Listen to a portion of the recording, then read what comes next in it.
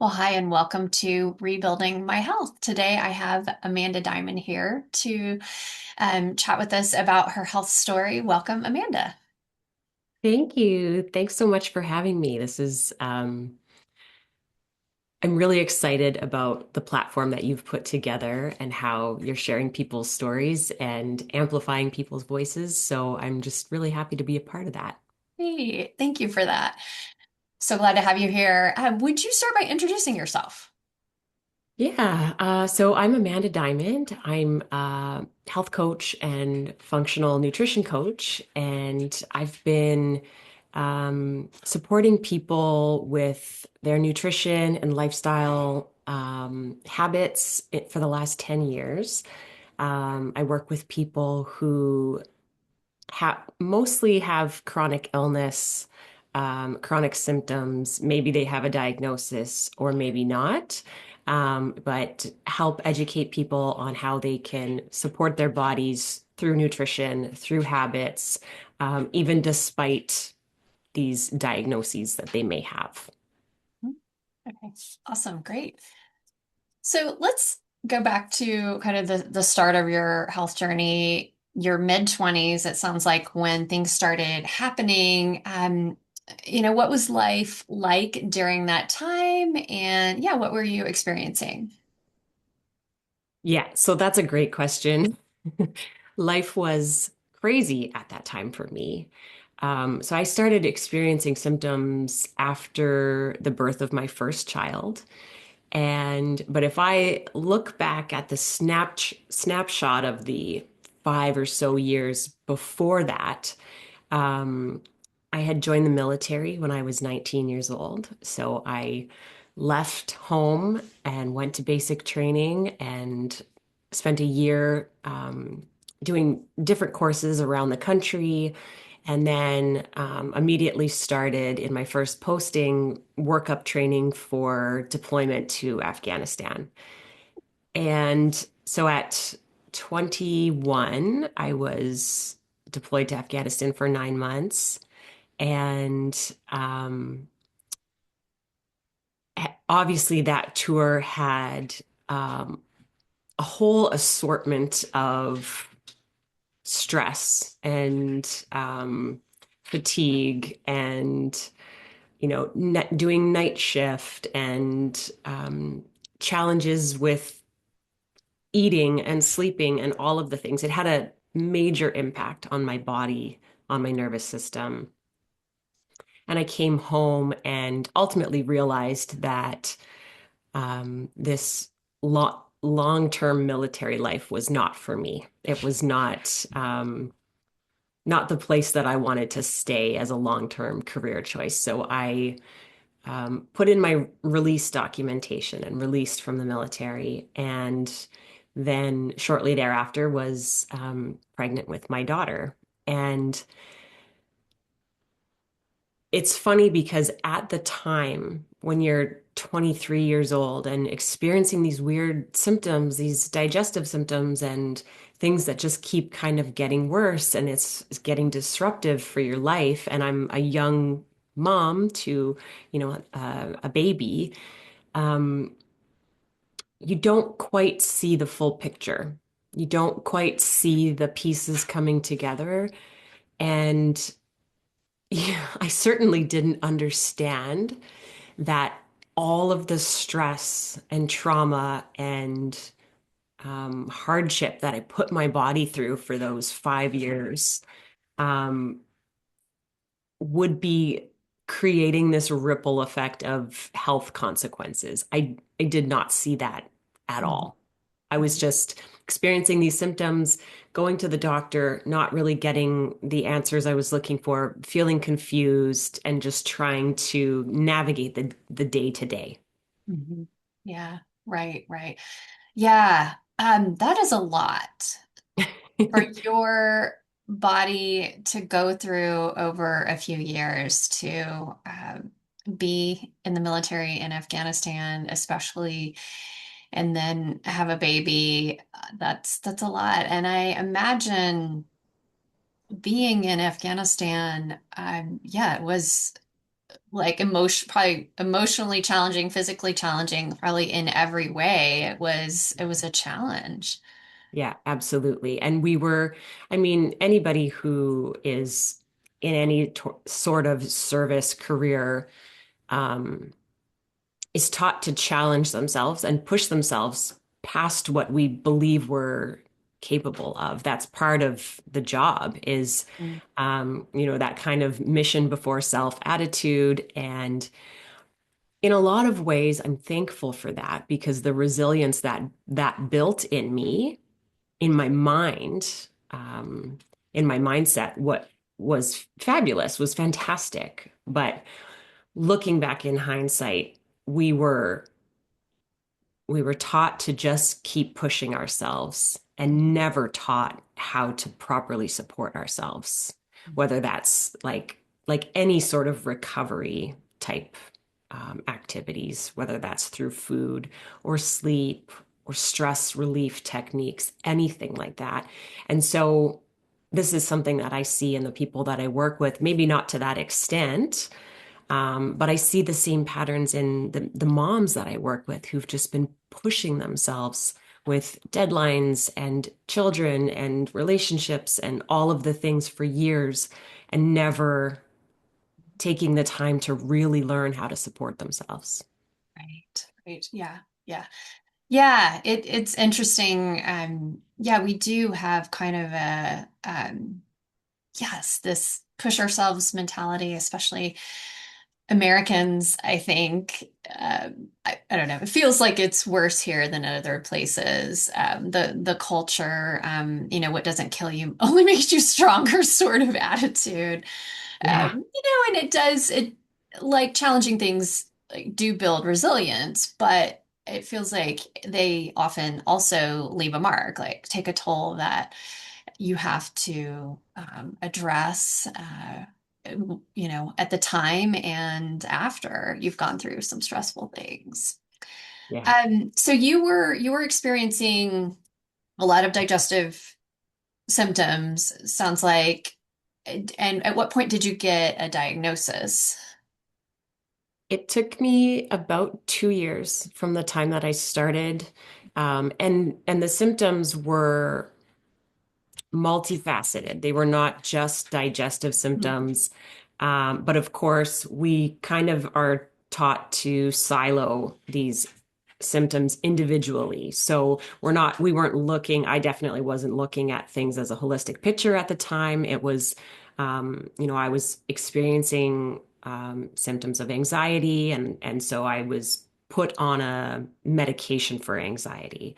And Mhm. then I'm experiencing some digestive issues, which then turned into some bleeding, which is really alarming when you've never really experienced any sort of chronic health challenge before. And then now all of a sudden there's blood in the toilet, and you're like, oh my God, what does that mean?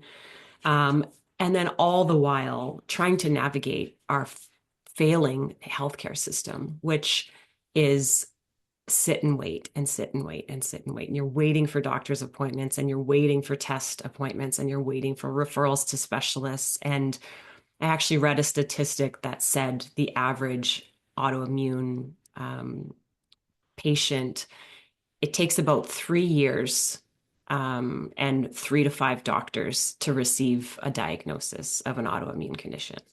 Wow. And so it's like, oh, that checks out it's pretty much the timeline that I experienced. Yeah. Right, right. Yeah. And so, yeah, so you got it, eventually got a diagnosis of ulcerative colitis. Uh, so then, yeah, what were doctors telling you you needed to do for it? So at the time, I had absolutely no knowledge of what ulcerative colitis even meant. And I remember that feeling of like a million pounds on my chest when I was just very bluntly told by my doctor, this is what it is. There's no cure. This is a chronic illness. You'll have this for the rest of your life. The treatment options are medication. What's probably going to happen is your body's going to adapt to those meds and they're going to stop working. And then we're going to have to progress you to stronger meds. And you likely will have to have a portion of your colon surgically removed at some point. And they just laid this out like this is your future. This is your fate. So plainly. And at 23 years old, I'm like, what? Like you're telling me that I'm potentially going to have a this surgery and have a portion of my digestive system removed. Like, what are you talking about? Like, I'm a healthy person. I do all the right things. I exercise. I eat fairly well. Like, what? It just didn't make sense to me. And so I had to start Googling because I had never even heard of this illness. I'd heard of like Crohn's disease before, but I'd never heard of colitis. And started doing some Googling and reading and there were people that were in these different groups, Facebook groups, forums and stuff saying like these different dietary changes really helped my condition. So I read that. And when I went to my first appointment with the specialist, I asked that question. I said, hey, I'm seeing this stuff online that people say that eating a certain way can actually really make a difference. And he basically laughed in my face and said, what you eat makes no difference. And that just didn't sit right with me right from the get-go. At this point, I hadn't taken any courses in nutrition. I hadn't done any learning, but it just didn't make sense that if this is a chronic illness of the digestive system, how could the food you eat not make an impact on the illness? Right. Yeah. It's crazy. I agree. Yeah. And Just from a very logical perspective. right. Exactly. Exactly. I mean, several times a day, you are introducing food into your digestive tract. And yeah, I mean, it doesn't make sense. It's almost like I kind of think about the smoking, it's kind of a parallel with smoking. Like, oh, you know, all those years they said, like smoking was healthy for you or it wasn't unhealthy for you or whatever. Like bringing all that smoke into your lungs Yeah. is not a problem. Like, so inflammatory food in your digestive tract, yeah, it sort of feels like a similar thing too. It just doesn't make sense. Especially when you're experiencing certain foods as triggers, because I certainly noticed that there were certain foods when I ate, like if I went out to a restaurant and I got French fries and like that really didn't make me feel good. I had a really hard time. I would have pain and bloating and all these things. So I'm like, yeah, that just doesn't make sense when I'm already noticing these trigger foods that make symptoms worse. And then you're telling me that that isn't an issue. Right, right, right. Because you know your body, you know like what's happening in response to eating certain things. Yeah, absolutely.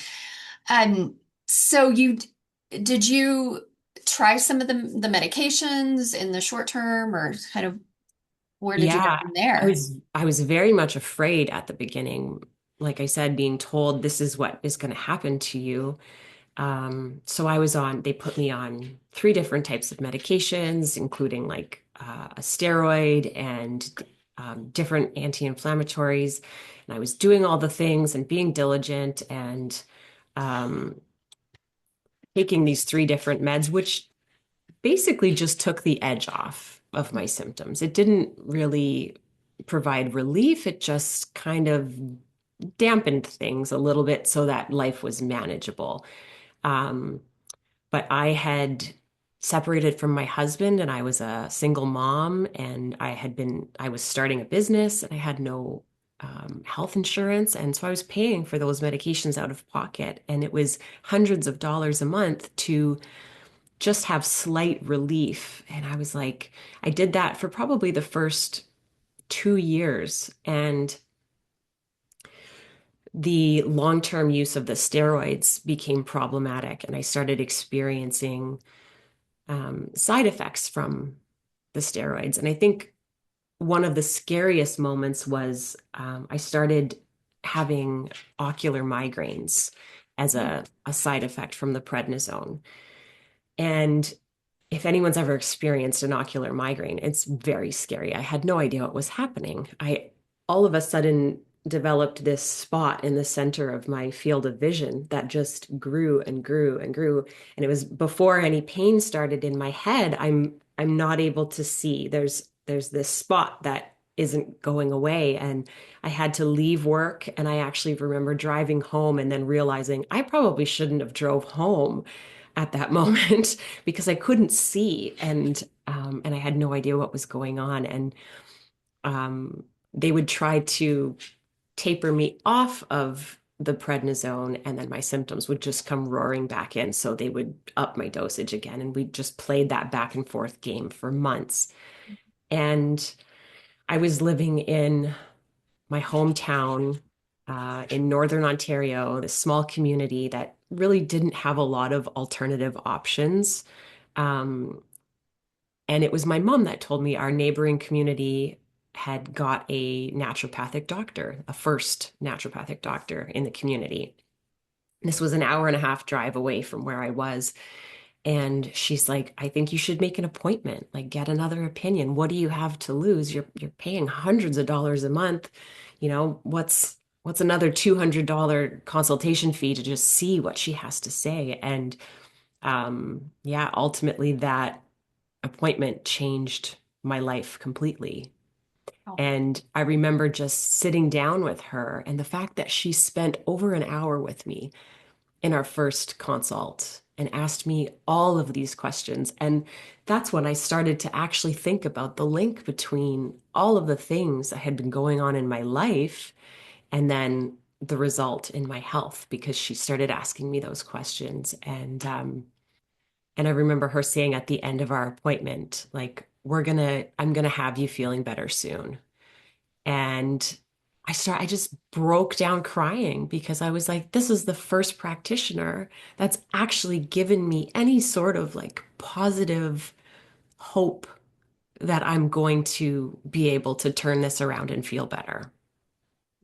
yeah. Yeah, that's powerful. Yeah. To finally feel taken care of and cared for, Yeah. and also to have that hope, versus like I think sometimes the doctor visits just feel very transactional, like Oh, yeah. walk So in. quick. Yeah. Yeah, right. Yeah. Like, And this is you're not treated as an individual. You're treated as your condition. As soon as you have a label, that's what this is your fate. These are your options. We'll see you in 6 months kind of thing. And yeah. um, yeah, she was just a altogether different experience. And we made some changes right out of the gate.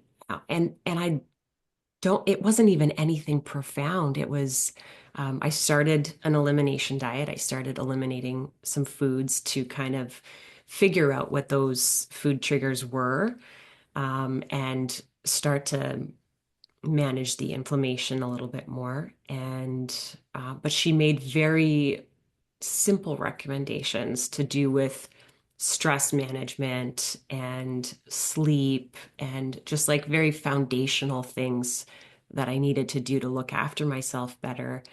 Um, Along with just a few targeted supplements. It wasn't this crazy protocol. It was just the basics. And I remember my symptoms probably improved by 75 to 80% in the first 2 weeks. And I was like, and I had been, like I said, taking these different medications for almost 2 years and didn't feel that sort of relief. So I was like, okay, this is like, there's something to this. This is not placebo. This is powerful. And that was just a few small changes to your diet and sleep and stress and such. Wow, that's pretty amazing that you saw that amount of change that quickly. Um, so I guess, yeah, kind of going forward, what did your diet look like in particular? So I remember when I started on the elimination diet, it was tricky because removing all of these things, like I removed dairy and wheat and grains and soy and sugar and nightshades and eggs, like everything at first. And then we slowly started. But I was so committed to this process because at that point I had just been avoiding food because in order to make it through my day without, excruciating pain and cramping and running to the bathroom, I basically just didn't eat during the day until dinner time. And Mhm. so this idea that I could at least eat something and it was, I think my breakfast was like a brown rice and blueberries for like 2 months. Um, but it was an improvement from where I was. And I remember kind of feeling like, okay, this is working, but what next? Like, am I going to have to eat this way for the rest of my life? And I did kind of go through a period where I got obsessive about my food choices because I thought it made such a difference that I thought, okay, if I can just eat perfectly, if I can just avoid all of these inflammatory foods, then I'll be good. Um, and I know now that that's not that's not the case, and that's not sustainable long term, and nor should we narrow down our diet to like five safe foods, right?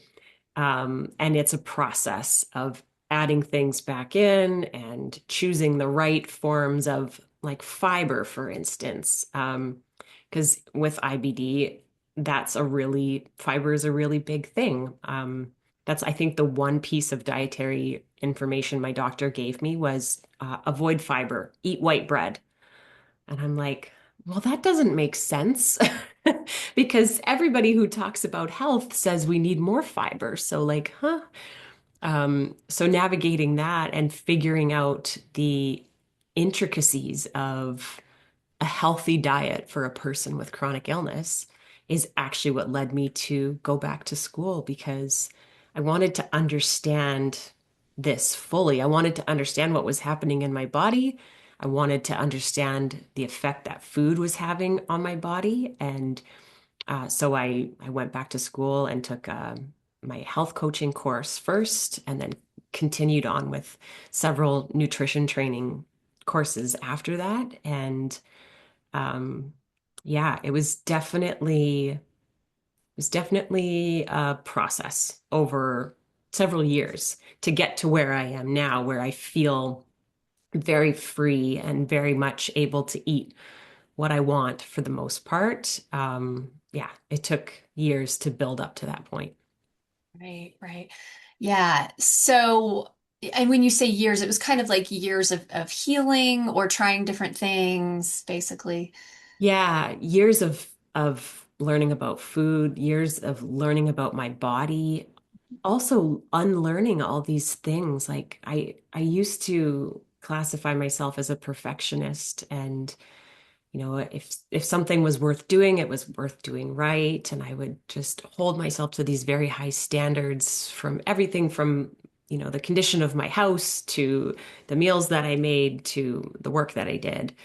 And a lot of this healing work was like letting go of these expectations that I had for myself, allowing myself to have hard days, allowing myself to rest, dropping the people pleasing. Like so much of it was mental, emotional, and like mindset work. Yeah, yeah, absolutely. I can imagine. And then I'm curious, was there a trauma element as well where you needed to kind of process trauma? I don't know if like you were in Afghanistan and but I mean, trauma can there can be like, small trauma throughout our lives. Was that part of your story as well? Yeah, absolutely. And it's funny because I was very much anyone that is high functioning. I think this will land for a lot of people in your audience. When we are in a state of feeling like we have to have everything together. We don't even really let ourselves think that, trauma could be affecting us.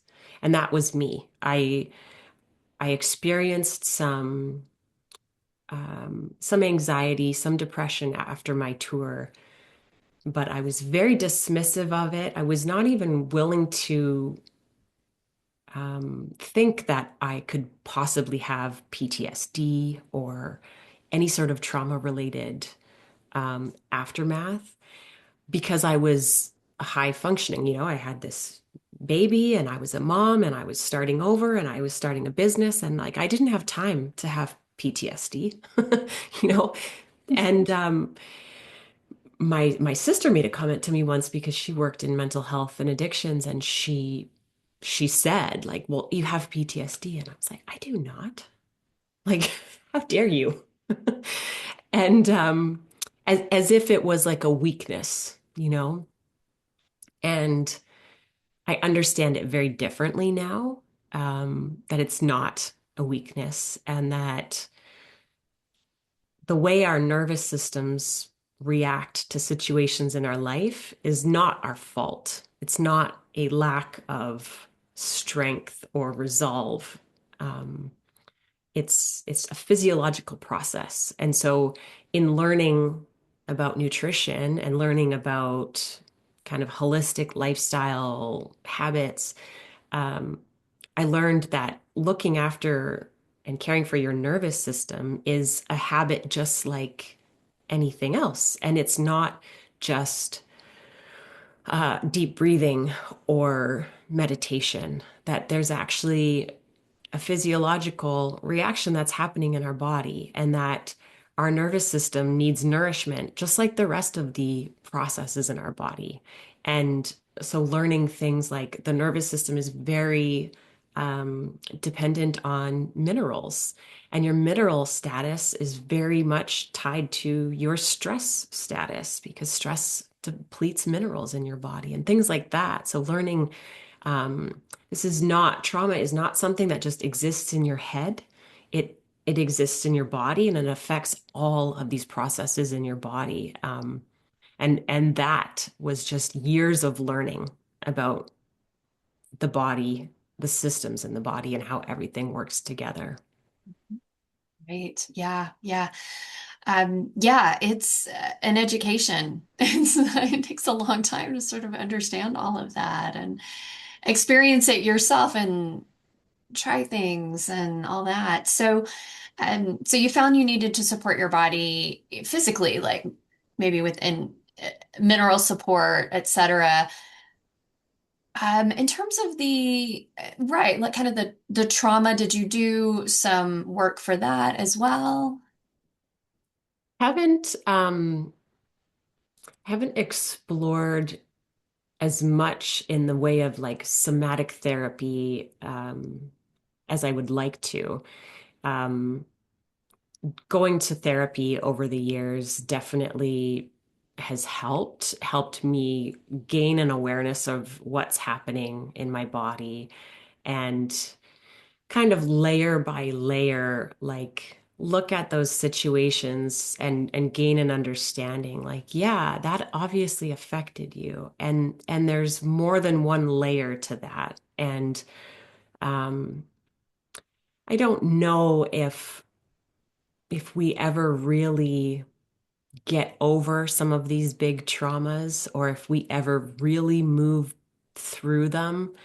I kind of I kind of think of it as like, you hear the kind of cliche like healing isn't linear, but I definitely believe that's true because things kind of tend to spiral back around and they'll come up and suddenly something will affect me that I thought I had worked through. I thought I had moved on from, and suddenly it'll kind of trigger me again. And I'm like, oh, no, that's still there, but maybe the reaction isn't quite as intense as it was last time.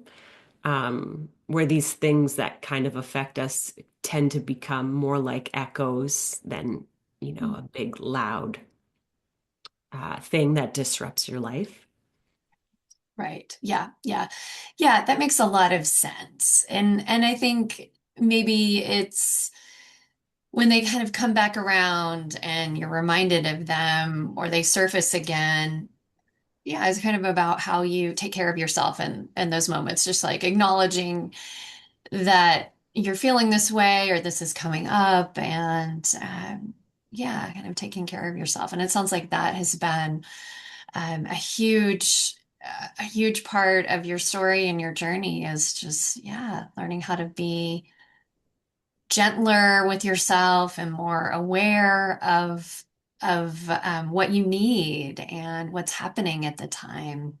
Yeah, absolutely. And just learning to meet yourself with kindness, even if you're reactive to something.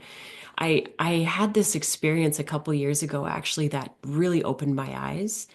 Um, I was driving with my son and we were in this area where it's a residential area, but people tend to just drive way too fast. And there was a little dog on the road, and we saw this dog get hit by a car. Ooh. We tried to stop the traffic, but this person just blew past us and hit this dog. And my son was only like 9 at the time, and it devastated him. He started crying. He was absolutely just like lost it. He was sobbing and screaming and shaking. They pulled my car over, and my instant um, kind of reaction was to like calm him down, right? Like to get him to stop crying, to stop screaming. And then I had a moment where I was like, no, he needs that. Like this is his body processing what just happened to him. And so, whatever he needs to do, whether it's screaming, crying, flailing his arms, is what he needs to move through this. And that's healthy. And it was such a light bulb moment for me because thinking about my time in the military, where you experience these awful things and you are taught to disassociate and keep moving on. Like we're taught to not let ourselves experience those things. It's just like suppress it, move forward. And I understand that that's necessary in a war zone. But I realized in that moment, like, oh my God, I've been doing this for years. That something traumatic or upsetting happens and it's like disassociate, suppress, move on, right? It was really powerful. And it just really gave me an awareness around like, what does that do to our bodies when we're stuffing those moments down and then we refuse to look at them because it's too scary. Yeah. Wow. Yeah.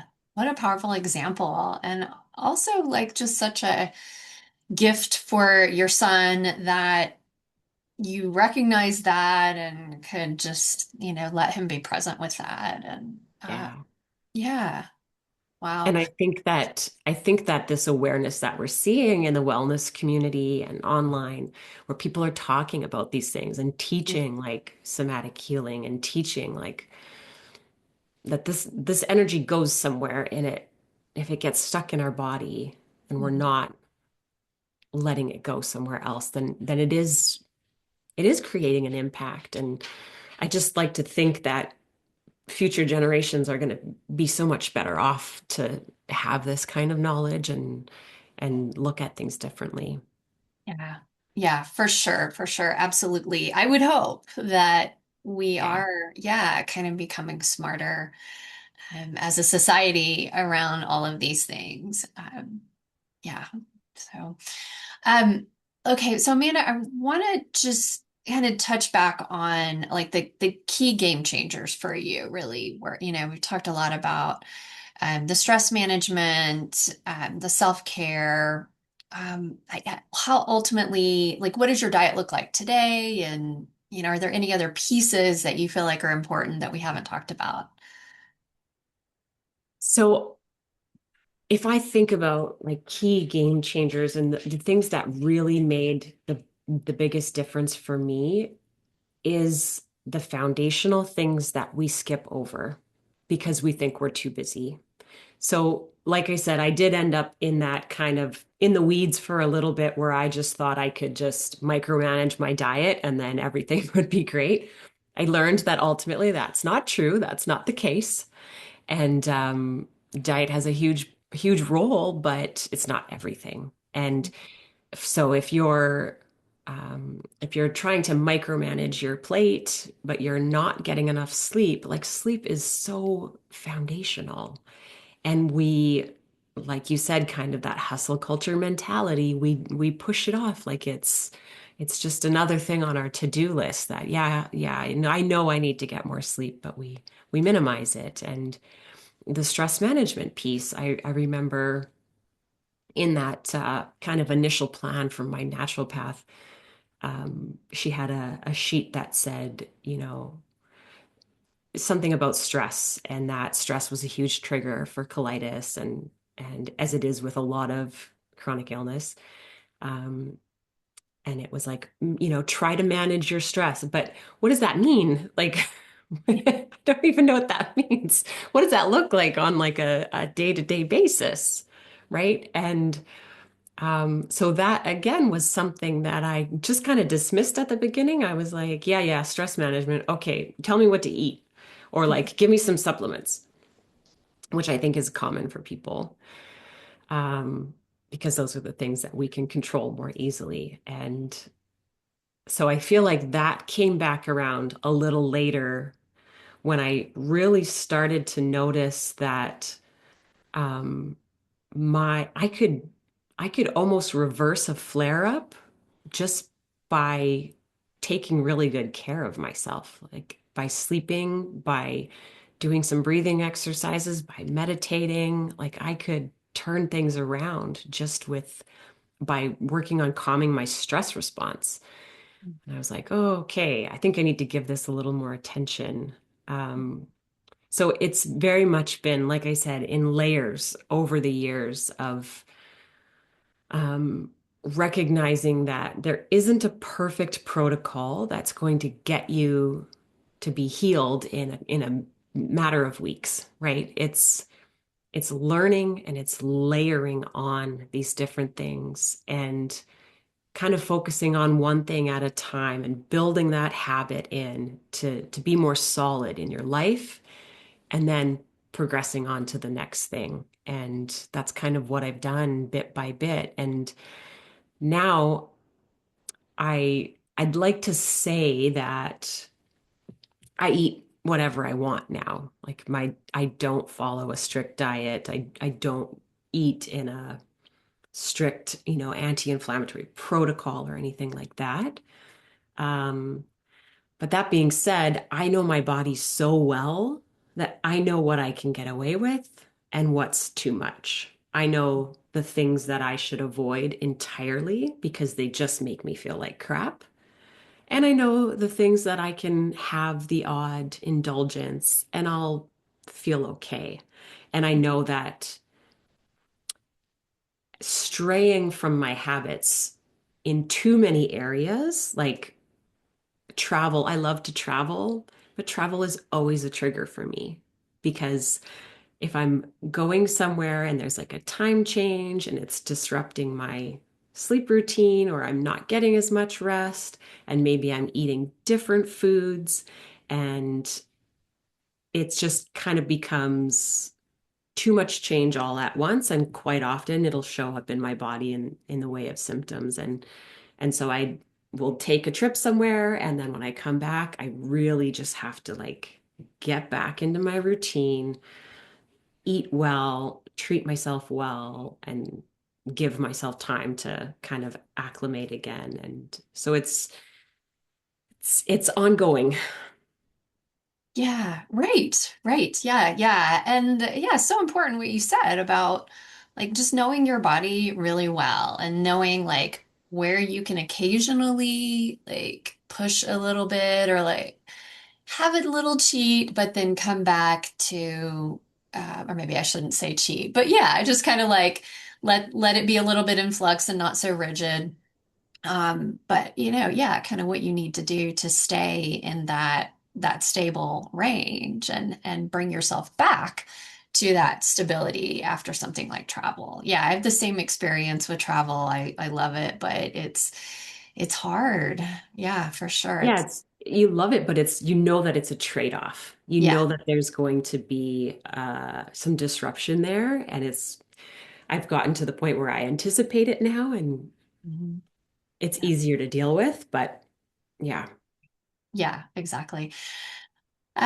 One thing I wanted to ask you about, because I hear this so often, and you mentioned it early on, is this concept that your doctor said to you that what you eat doesn't matter for ulcerative colitis or IBD. So I guess like what needs to happen? Just you're curious about your opinion. What needs to happen for that to change? Because you and I both know so many people whose IBD is very much affected by what they eat. So, what needs to change there? yeah, I think when I first started learning about nutrition, when I first experienced such a profound change when I started changing my diet, my initial response to this was I was angry. I was angry at the fact that my doctors told me that it didn't matter what I ate and just take this drug. I very much rejected the conventional medical system for a number of years because of that. But then I started to soften and recognize that these doctors are just not learning about nutrition. So if it's something that they can't speak to, and it's something that they've never learned about, or maybe done, like I've read something like, I can't remember the amount of hours that the average GP gets of nutrition education in med school, but I learned that gastroenterologists don't receive much more than a GP. They don't receive the training. Um, I did, however, read something just recently that in the US, at least, where there is a new government legislation saying that doctors need to receive more nutrition training. So that's hopeful. But I also know that the turnaround time, the time that it takes the new emerging science to make its way into the conventional medical model is between 10 and 15 years. Which makes sense to me because I received my diagnosis about 15 years ago, and we still have GI doctors telling people that what they eat doesn't matter, despite how much research has been done about the microbiome, about inflammation, about the nervous system. Like there's constantly every month I feel like there's new studies coming out that are just painting a more complete picture. Um, and it's still the prevalent narrative that what you eat doesn't matter. So it's definitely frustrating to me sometimes. It's frustrating when I hear this in clients that I work with that are all told the same thing. And but ultimately, if you don't learn about it, and I say like if you have one tool in your toolbox, that's the tool you're going to always reach for. And for a doctor that learns pharmacology, that's what they reach for because that's what they've been taught. Yeah, yeah, that's very true. Yeah, yeah. I don't know. Hopefully, we can somehow fast track the knowledge, into the healthcare system. But in the meantime, it's a lot of folks having to go outside of that for support. So I guess, Amanda, what do you wish? You work with a lot of people with inflammatory bowel disease. What do you wish someone with IBD knew? Maybe someone newly diagnosed. Yeah, that's a great question. I wish that people who are newly diagnosed would hold on to hope for change because I know how hard it is to receive a diagnosis, be told that there's no cure for your illness, and just be left with this lingering feeling that you are going to suffer for the rest of your life, or you're going to have a lower quality of life because you have this illness. I certainly fell into that mindset for a few years, and it can lead to kind of hopelessness or depression or just feeling completely lost. And so it's why I get so excited when I see platforms like yours that are sharing that message of hope, because that was really one of the things that changed my mindset on health and wellness and everything. Is I came across this website called the Spontaneous Remission Project. And it was a doctor who was sharing examples of people healing or achieving remission from all sorts of um, chronic illnesses, which is very similar to what you're doing. It became like a database. And Mm. so the way that my mind works is if one person can heal from something, that means it's possible for me. And so the more we can share those stories of people actually reclaiming their life, and um, I don't I don't like to use like the word cure because I think that looks different for everybody. Certain people, their disease just progresses much faster than others. I remember talking to a friend back home years ago who went from diagnosis of colitis to needing to have surgery within a year.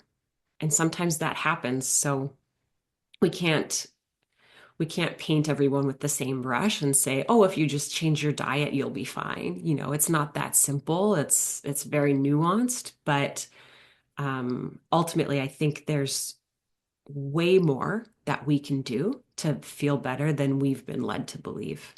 And it starts with curiosity and learning about your own body and how to support your own body. Yeah, for sure. Well, what might be one step that somebody can start with, kind of wherever they are, that might help? So I am a big believer in tracking because when we have data, it's easier to take action, notice patterns. So I've actually created a series of tools for people, not just with IBD, but with other chronic illnesses to help them, help support that portion of it um, by tracking things like tracking your food, tracking your sleep, tracking your symptoms, to start to notice patterns. And I find that not only is it a good habit to get into for yourself and learning about your own body, but it also arms you with data that you can take to your medical appointments. So you're more prepared and you have, more concrete examples of what you're experiencing and maybe the things that are exacerbating things or giving some relief, just provides the clarity. And I've found in my personal journey, tracking whether it's my sleep or my food or my movement, any metric that I'm trying to improve, the first step is really tracking and looking at the data. Mhm. Yeah, absolutely. So, so important. Paying attention to that, paying attention to your own body because you are living in your own body. Uh, yeah. And I have a teenager, and I like that's one thing I know he gets really frustrated with me saying is like, pay attention. Like your stomach is upset. Let's talk about what you ate earlier today or yesterday. Like what? Let's trace it back and see if there's we can start to notice patterns in what might be bothering your stomach and that sort of thing. So, Yeah. And it's yes. really hard to do that if you're just because I find what people tend to do is very like reductionist thinking. Like I have a stomach ache now. what did I eat for breakfast? Mm, Whereas it might not be what you ate for breakfast. It might have been the thing you had yesterday, or it might have been the fact that you didn't have enough sleep, or, like there could be all of these other contributing factors, and you can't see those patterns unless you write it down and look at it. true. Yeah, yeah, because it could be stress or who knows what. Like you said, sleep, all kinds of different factors that may have thrown Yeah. things off. Because something threw things off. So, Yeah. yeah, what might that be? Well, Amanda, this has been so interesting and such a pleasure. Would you let people know where they can find and follow you? Yeah, absolutely. So I'm pretty active over on Instagram. You can find me at Coach Amanda Diamond, and you can also pop over to my website, just amandadiamond.com. And I have some tools on there, some free tools as well as some paid guides to support people who are dealing with some of these things and the frustration of symptoms and not knowing where to start. I've got some things there to get people started. Yeah, awesome, great.